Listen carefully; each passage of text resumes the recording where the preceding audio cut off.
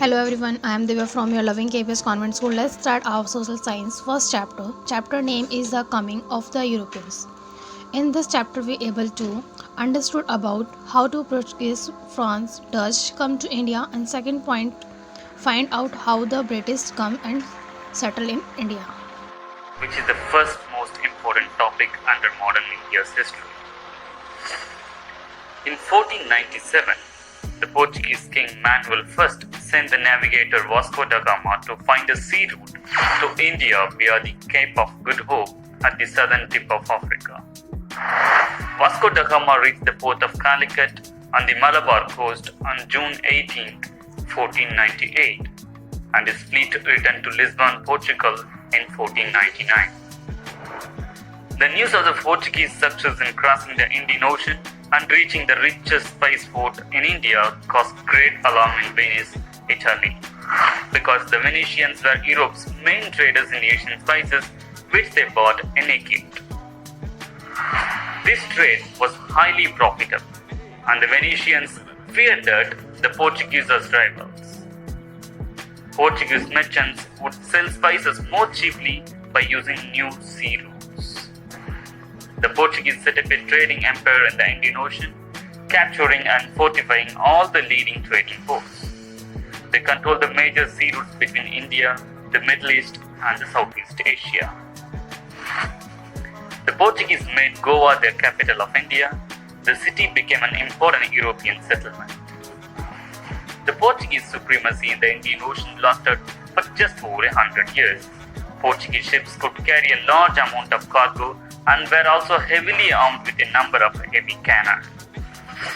Indian ships were smaller and made of planks held together with coir, that is coconut fiber ropes, instead of with iron nails, which is used by the European people. Before the Portuguese arrived in India, Indian ships carried no weaponry at all. The armed trading methods of the Portuguese in India had important consequences. Dutch and British merchants adopted very similar methods in the 16th century. The British East India Company was founded in 16th century, exactly at 1600 here. The Dutch East India Company was formally incorporated to each state. Although the Dutch merchants of Amsterdam had been trading in the Indian Ocean as early as 1595. The arrival of the British and the Dutch in India was unwelcome to the Portuguese, who tried to keep the control of the Asian trade. Portuguese hostility and the long war between Holland and Portugal's neighbor Spain resulted in the Dutch East India Company deciding to drive the Portuguese out of the spice trade. The Dutch were much stronger at sea than the Portuguese, and within 50 years, they had reduced the Portuguese maritime empire in India to a shadow of its past. The British East India Company, by contrast, was much weaker. At first, it did not engage in wars of expansion. In the 16th century, it acquired 3 independent sovereign settlements in India. Number 1, Madras, now called as Chennai; 2, Bombay, now Mumbai; and 3, Calcutta, now Kolkata. And each grew into substantial trading ports. The ports were all fortified with sea walls and cannon. The British Company, like the Dutch, raised a small army of professional soldiers. After 1700, the British East India Company was strong enough to equip a large number of well-armed ships for trading in the Indian Ocean. In the 1720s, the French government granted a charter to the French East India Company to trade with India. The French made their headquarters at Pondicherry in southern India. Within 20 years or so, the French had become very powerful in India and were competing successfully with the British people. The commercial competition between the two companies soon led to political quarrels. In the 1740s, the French and Britain supported rival Indian rulers in internal wars. Military and naval conflicts resulted from these political involvements, with a victory for the British in southern India. In 1755, an unexpected blow fell on the British East India Company. The Muslim Nawab of Bengal province, Siraj-ud-Dowlah, disagreed with the company over commercial privileges claimed by the British. The Nawab led an army against Calcutta and captured the city. The British governor and leading officials had fled from the town, but many British people living in Calcutta were taken prisoners. Confined in a small room overnight, a number of people died from suffocation and heat. The exact number of deaths is disputed, but the so-called Black Hole of Calcutta incident further worsened relations between British and India. When the news of the fall of Calcutta reached Madras, the British sent Colonel Robert Clive to Bengal to regain Calcutta. Clive was a brilliant soldier who had already successfully fought against the French. He was also a skillful politician. Clive not only recovered Calcutta but also led the company's troops to victory at the Battle of Plassey in 1757. Siraj-ud-Dowlah was replaced by a puppet ruler, Mir Jafar, who was under the control of the East India Company's officials in Calcutta.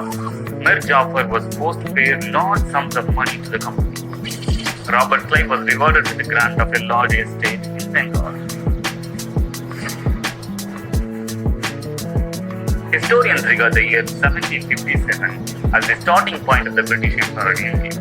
Even though large parts of the country remained under the rule of Indian princes, it took nearly another 100 years for the East India Company and the British government to extend British rule to northern and western India.